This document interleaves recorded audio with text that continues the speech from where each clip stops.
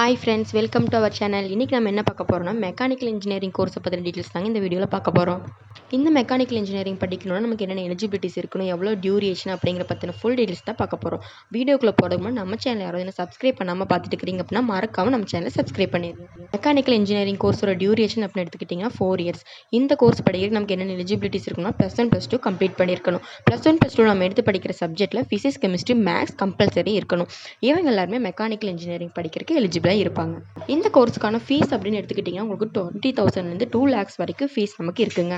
Mechanical engineering முடிச்சவங்களுக்கெல்லாம் என்ன மாதிரியான job vacancy இருக்குது அப்படின்னு பார்த்தீங்கன்னா ஆட்டோமொபைல் இண்டஸ்ட்ரீஸ்லாம் நிறைய வேகன்சி இருக்குங்க. அது மட்டும் இல்லாமல் பவர் ஜென்ரேட் பேங்க்கில் கூட நமக்கு மெக்கானிக்கல் முடித்தவங்களுக்கு வேகன்சிஸ் இருக்குது.